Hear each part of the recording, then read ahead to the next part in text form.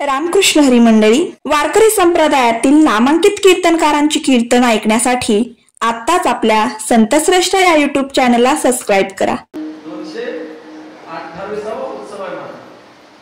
आपल्याला चांगलं माहिती आहे, गावामध्ये एखादा सप्ताह जर करायचा म्हटलं तर 2-4 वर्ष सप्ताह करता नाकी नाही होतात. मला किती ताण असतो ते करत असतो.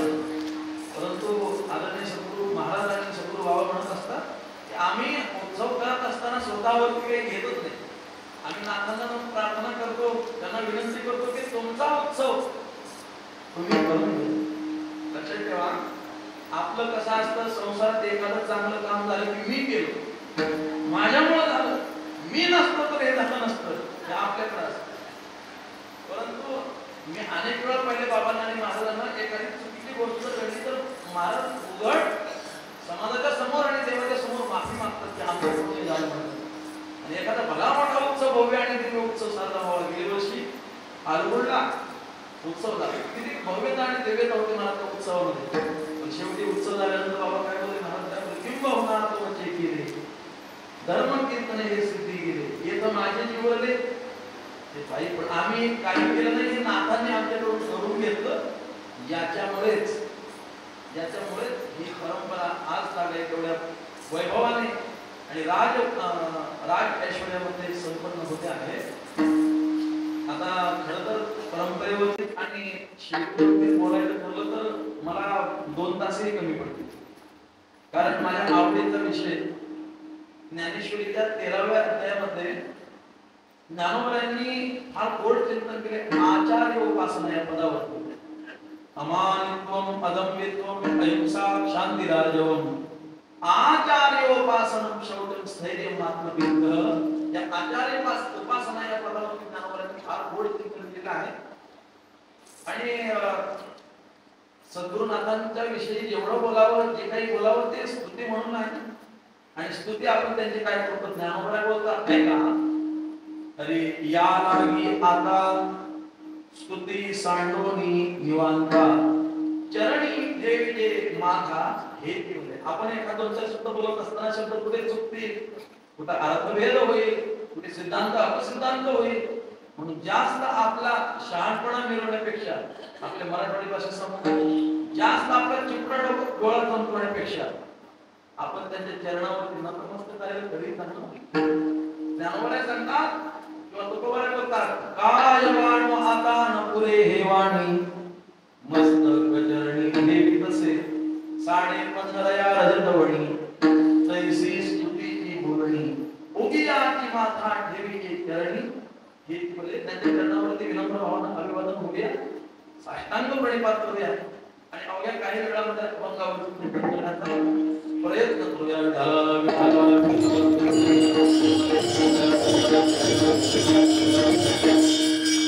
आपण रामचंद्रांच्या दरबारामध्ये आहोत. अयोध्या नगरी आहे. का अयोध्या नगरीला एवढं मोठं महत्व प्राप्त झालं? केवळ एक रामचंद्र प्रभूंमुळेच प्राप्त झालं का? नाही. रामचंद्र प्रभूंच्या पूर्वी 40 पिढ्यांचा गौरवशाली इतिहास आहे अयोध्येला. किती? 40 अवतार झाले राजे लोकांची. ही जी परंपरा आहे रामचंद्र प्रभूंच्या वंशाची, ही सूर्यवंशी रघुवंशी आहे. सूर्यवंशी परंपरा रघुराजापासून सुरू झालेली परंपरा. मग या परंपरेमध्ये दिलीप राजे होऊन गेले, या परंपरेमध्ये हरिश्चंद्र राजे होऊन गेले, या परंपरेमध्ये चक्रवर्ती सम्राट शिवी राजे होऊन गेले, या परंपरेमध्ये चक्रवर्ती सम्राट दशरथ महाराज होऊन गेले आणि या परंपरेमध्ये प्रभू रामचंद्रांचे होते. मला त्या परंपरेतील एकेका राजे लोकांचा, सत्पुरुषांचा इतिहास जर सांगायचा म्हटलं तर काय वर्णन करावं आणि किती वेळ लागेल. जगद्गुरु तुकोबारायांनी फार गोड वर्णन केलेलं आहे. तुकोबारायांनी देवासोबत भांडण केलेलं आहे अभंगामध्ये. हरी तो निष्ठुर निर्गुण नाही माया बहु कठीण नव्हे देवी कलेसी आनंदवडे नाही केले ते. तुकोबारायांनी देवासोबत भांडण केलं. तुकोबारायांनी रघुवंशाचा इतिहास सांगितलाय अभंगामध्ये. तुकोबाराय बोलतात, काय हरिश्चंद्र राजाचा घेऊ दे हरिश्चंद्राचे वैभव, राज्य घोडे भाग्य सर्व गोपविले सर्व त्याचे भाग्य त्या हाती. तुकोबाराय सांगतात काय हरिश्चंद्र राजाचे कर्तव्यदक्ष निधी संपन्न धर्मसम्राट असणारा चक्रवर्ती राजा. परंतु मला काय त्या परंपरेची आणि त्या वंशाची रीत सांगावी. तुलसीदास महाराज सांगतात, रघुकुल रीत सदा चली प्राण जाई परवचन न जाई. मला स्वप्नामध्ये राज्यदान केलं. 40 राजांनी स्वप्नामध्ये राज्यदान केलं होतं, पण सत्यामध्ये ते खरं होतं. हा हरिश्चंद्र राजाचा इतिहास आहे. राजा शिवी चक्रवर्ती कृपांत दयाळू होती. तुडविले हाती तुडविले अंती त्याचे मास ते हाती तुडविले देवा. आणि तो शिवी राजा किती कृपाळू दयाळू भूतांच्या प्रती धर्मसम्राट असणारा राजा. परंतु काय केलं तो? त्याची परीक्षा पाहिली आणि परीक्षा पाहण्याकरता देव स्वतः पक्षाचं रूप घेतलं. मांडीवरती येऊन बसले, शरण मागितलं. आणि ज्यावेळी तो शिकारी होऊन आला, शिकाऱ्याने सांगितलं की मला पक्ष द्या, कारण शिकार करणे आम्हाला अधिकार आहे. राजाने सांगितलं की आमच्याकडे रीत आहे, शरण आलेल्याला आम्ही मरण कधी देत नाही. आम्ही स्वतः प्राणाला मुकू, परंतु आम्ही शरण आलेल्याला मरण देत नाही. आणि स्वतः त्या शिबिराजाने आपल्या अंगाचं मांस दिलं, पण त्या पक्षाला मरण नाही होतं, शरण आहे. हा इतिहास, या परंपरेचा इतिहास फार गोड आहे. दशरथ राजाने स्वर्गामध्ये देव लोकांसोबत देवदानवांचं युद्ध झालं. त्यावेळी देवांचं सामर्थ्य कमी पडलं. इंद्र, चंद्र, वरुण, बृहस्पती आदी लोकांचं सामर्थ्य कमी पडलं. त्यावेळी दशरथ राजाला वर बोलून दिलं. मला काय इतिहास, दशरथ राजांनी दानवांवरती पराभव केला. पण तो पराभव करत असताना एका स्त्रीलाही विसरून चालणार नाही आपल्याला. त्यावेळी राजा दशरथ महाराजांच्या सोबत एक स्त्री होती, तिचं नाव आहे कैकेयी. युद्ध करत असताना दशरथ महाराजांचं चाक बसलं तर कैकेयीने आपला हात घातला महाराजांना आणि महाराजांना मदत केली. आणि त्यावेळी दशरथ महाराजांनी वचन केलं होतं, 2 वचन दिले होते. पण कसं असतं, माणूस वचनामध्ये अडकलेला असल्याचं वचन ठरलेलं आहे. तिने सांगितले की वेळ आल्यास मागून घे, मग तेच रामाला वनवास मागून. चांगल्या गोष्टीचा दुरुपयोग कसा करून घेता येतो तिथं कळतं. असो, मला हे सांगायचंय की पृथ्वी तलावरचा राजा असून सुद्धा स्वर्गातल्या देवाने त्यांना त्यांची मदत लागली, सहकार्य घ्यावं लागलं. एवढं मोठं सामर्थ्य दशरथ महाराजांचं. वा.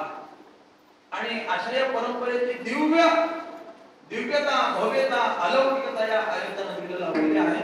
खरं सांगू का, काही दिवसांपूर्वी असं सांगतात या नगरीमध्ये 2 भाग झाले होते. 2 मत झाले होते की या नगरीला रामनगरी म्हणायचं का या नगरीला रघुनगरी म्हणायचं. रघुनगरी, रघुराजाचा काय इतिहास. रघुराजाने त्याची धर्मपत्नी जात असताना एका भिकाऱ्याने पाहिलं. हा सौंदर्य संपन्न रघुराजाची पत्नी होती. रघुराजाच्या पत्नीकडे त्या भिकाऱ्याने पाहिलं. आता भिकाऱ्याला कोण आहे आपल्याला त्याने पाहिलं मला रघुराजाच्या पत्नीला. रघुराजाला सांगितलं की मला तुझी बायको पाहिजे भिकेमध्ये. आणि खरं सांगतो मला इतिहास, भीक मागितली, रघुराजाने आपली बायको दान दिली मला भिकेमध्ये. वा, काय इतिहास आहे. याला म्हणायचं भारताची संस्कृती आहे. आणि ते लोक काय म्हणायचे, रामाची बायको लावण्याला गेली, रामाने युद्ध करून वापस आणली. आणि आमचा रघुराजा असा होता त्याने दानामध्ये पत्नी दिली म्हणून रघुराजाची नगरी म्हणायचे, असं एक मत होतं. परंतु ते मत कसं चुकीचं आहे, बरोबर आहे, त्यामध्ये आपल्याला जास्त वेळ घालवायचा नाही. परंतु या नगरीला प्रभू रामचंद्रांच्या पूर्वी सुद्धा फार मोठा इतिहास आहे. पण घर समोर त्या पूर्वीचाही इतिहास आहे. परंतु मोठ्या झाडाच्या खाली बारकं झाड वाढत, बोला की बारकं झाड वाढत नाही. तसं प्रभू रामचंद्रांचा हा दैदिप्यमान इतिहास या नगरीला लाभला. असं काही जीवन चरित्र माझ्या प्रभू रामचंद्रांनी जगून दाखवलं. या प्रभू रामचंद्रांची नगरी म्हणून ही प्रसिद्ध झाली. जन्मभूमी, कर्मभूमी. ऐका, प्रभू रामचंद्र 14 वर्ष वनवास भोगून ज्यावेळी अयोध्या मातेच्या या पवित्र भूमीच्या शिवेवरती प्रवेश करतात, त्यावेळी शिवेवरती प्रवेश करत असताना प्रभूंनी साष्टांग दंडवत घातला महाराजांच्या भूमीला. काय प्रभू रामचंद्रांवरती अयोध्येच्या लोकांचं प्रेम होतं.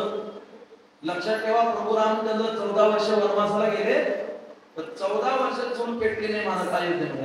काय बोलतो मी, 14 वर्ष चूल पेटली नाही. 14 वर्ष पायामध्ये वाहन घातलं नाही लोकांनी, चप्पल पुढे घातलं नाही. 14 वर्ष कुणी केस कापला नाही आणि 14 वर्षामध्ये एकही लेकरू जन्माला आलं नाही अयोध्येमध्ये.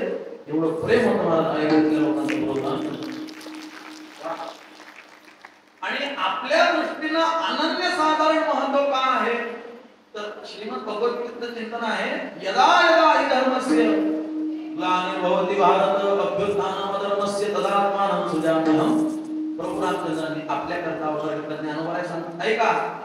अरे मी अविवेकाची काजळी खेळून विवेक दीप उजळी जय योगिया पाहे दिवाळी निरंतर सत्सुखे विश्व कोंदे ते भक्ता निगती दोन ते सात्विकाची. ज्ञानोबा वर्णन करतात की मी आपुल्याचे निकैवारे साकार होऊन अवतरे आणि अज्ञानाचे अंधारे गिळून घाली दोषांची निहिरी फाडी अकर्माची अवधी अधर्माची अवधी तोडी दोषांची निहिरी फाडी सज्जना कळली पुढी सुखाची ओढी आणि तो भगवान परमात्मा या कारणास्तव या पृथ्वी तलावरती अवतराला आले. तुकोबारायांचं नाटक ते फार गोड प्रमाणात आहे. तुकोबाराय बोलतात नाही या आनंदाशी जोडा सांगता गोष्टी लागती गोडा आलासी आकारा आमुचिया चाडा तुका म्हणे भिडा भक्तीया. ज्या कारणास्तव भक्ती लोभाने भगवान परमात्मा भूतलावरती अवताराला आला. नगरी किती धन्य. ज्या नगरीमध्ये अवताराला आले ते नगरीतले लोक किती धन्य. त्या नगरीत आणि आपण या नगरीमध्ये येऊन आहेत सद्गुरुनाथांच्या समोर उत्सव संपन्न करतो. आपण किती धन्य. आपल्या धन्यतेला उपमान आहे आणि म्हणून हे एवढं मोठं वैभव आहे या नगरीचं. खऱ्या अर्थानं जर विचार केला ना तर श्रीमद भगवद्गीतेमध्ये भगवान परमात्मा बोलतात भूमीला फार विशेष महत्व असतं. ज्ञानोबा बोलतात ऐका भूमी ते मार्ग सांगे कोंबाची लवलव नाना आचार गौरव सुकुलीनांची. शुचौदेशे प्रतिष्ठाप्य स्थिरमासनमात्मनः या पदावरती बोलत असताना का अशा नगरीमध्ये यायचं काय जर राहायचं काय तर पारायण करायचं काय तर जप करायचा काय तर कीर्तनाला यायचं काय कारण आहे. ज्ञानोबा सांगतात इतरत्र गेल्यानंतर आपल्याला अभ्यास करावा लागतो प्रयत्न करावे लागतात पण या नगरीत तसं नाही म्हणत. काय ज्ञानोबाचे शब्द ज्ञानोबा बोलतात अभ्यास आपण याचे करी अनुभव हृदयाते वरी ऐसी रम्यपणाची थोडी आधी काय भूमीचं वैभव आहे. ज्ञानोबा बोलत आहे का इतर आपल्याला प्रयत्न करावे लागतात पण इथं अभ्यासात आपल्याकडून प्रयत्न आपल्याकडून होऊन करून घेतात.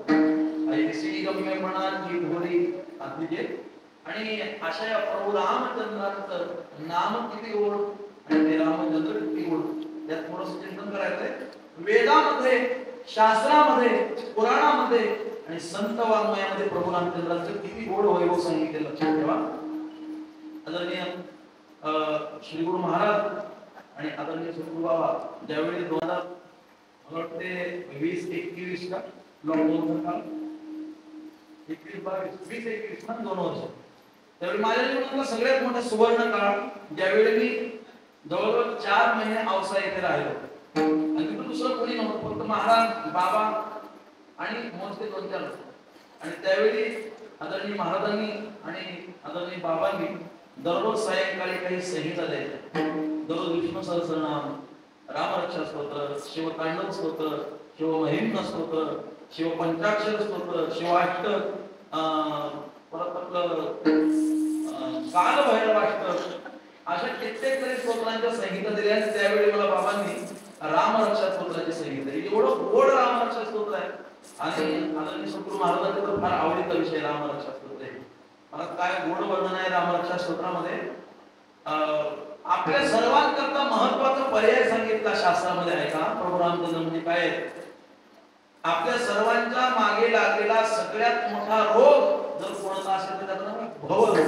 कोणता रोग आहे सगळ्यात मोठा रोग आहे भवरोग आणि त्या भवरोगातून मुक्त होण्याकरता रामरक्षा स्तोत्र आणि रामनामाची महिमा काय आहे का. भर्जनम भवबीजानाम अर्जनम सुख संपदाम तर्जनम यमदूतानाम राम रामेति गर्जनम रामाय रामभद्राय रामचंद्राय मेधसे रघुनाथाय नाथाय सीतायाः पतये नमः. काय गोड गोड वर्णन आहे यामध्ये. ऐका. आपदामपहर्तारं दातारं सर्वसंपदां लोकाभिरामं श्रीरामं भूयो भूयो नमाम्यहम्. उदकौशल्या रामकथा सूत्रामध्ये बोलतात भरजनम भवबीजानं. ऐका. कोणतं पीक उगवतं. आपण शेतकरी पेरणी करतो शेतामध्ये. कोणतं पीक उगवतं. बीज शुद्ध असलं पाहिजे आणि ते भाजलेलं नसलं पाहिजे. भाजलेलं बीज जर पेरलं तर उगवतं का. उगवाय उगवतंय का. बीज भाजून केली लाही बीज भाजून केली लाही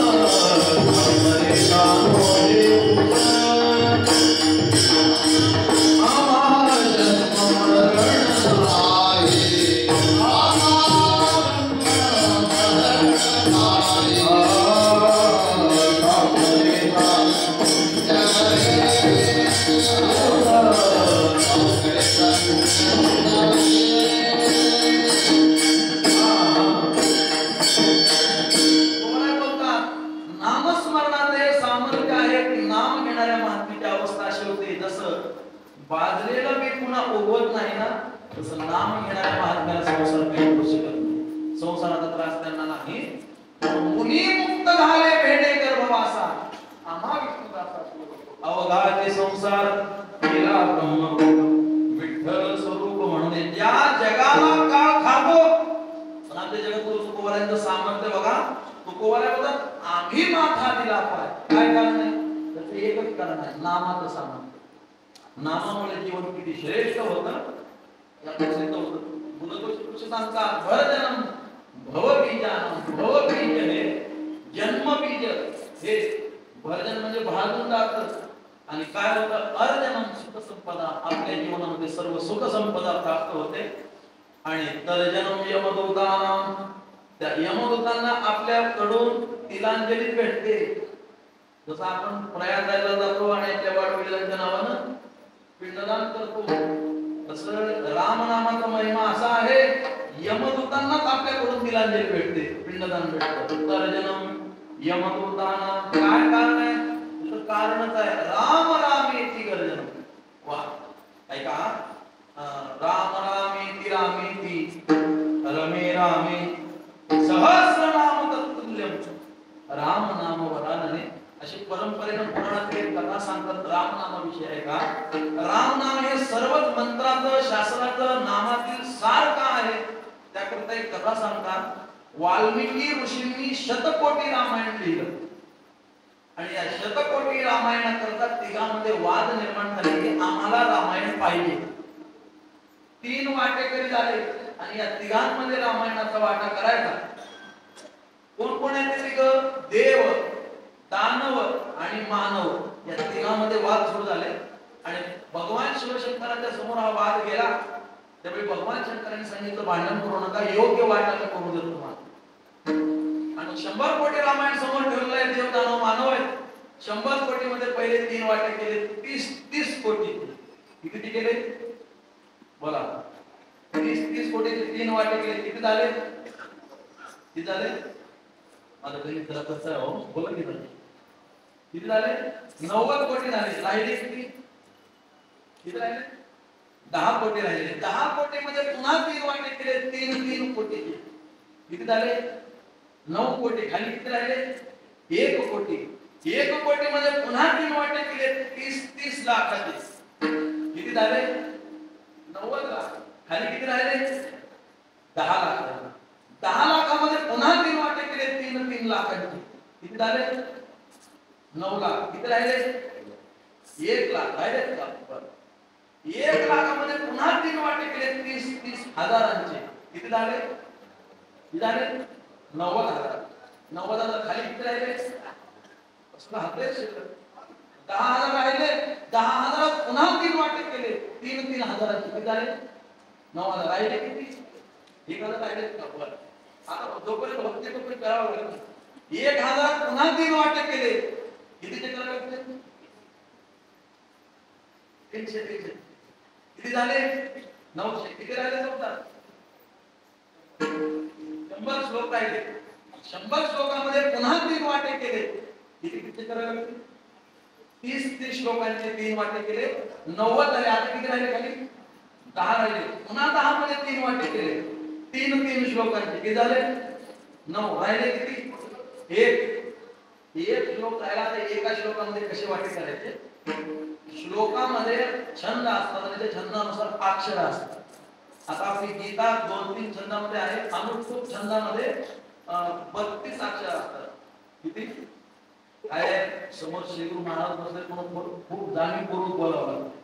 आता बघा ना, श्रीमद भगवद्गीतेचा पहिला श्लोक, धर्मक्षेत्रे कुरुक्षेत्रे 8 अक्षर, समवेता व्युत्सव 8 आणि 8 16, मामका पांडवाश्चैव 8, किमकुर्वत संजय 8 8 चोक 32 अक्षरांचा एक श्लोक. तसा हा राहिलेला श्लोक होता 32 अक्षराचा. मग यामध्ये पुन्हा 3 वाटे केले 10 अक्षरांचे आणि 30 अक्षर देऊन टाकले. राहिले किती? 2 राहिले. ते 2 अक्षर म्हणजे एक रा आणि दुसरं मग याला शास्त्रातला पुरावा सांगतो ऐका. शास्त्रामध्ये फार गोड सुभाषित आहे. शास्त्रकार सांगतात, कल्याणानां निधानं कलिमलमथनं पावनं पावनानां पाथेयं यन्मुक्षोः सपदि परपद प्राप्तये प्रस्थितस्य विश्रामस्थानमेकं कविवरवचसां जीवनं सज्जनानां बीजं धर्मकर्मस्य प्रभवतु भवतां भूतये रामनाम. सर्व शास्त्रात, सर्व ग्रंथांत, सर्व नामात सार जर काय असेल तर बीजं धर्मकर्मस्य प्रभवतु भवतां भूतये राम नाम. हे पुराणातलं शास्त्रात झाला तर संत वाङ्मयाचं प्रमाण देतो. फार गोड आहे. राम राम दोन्ही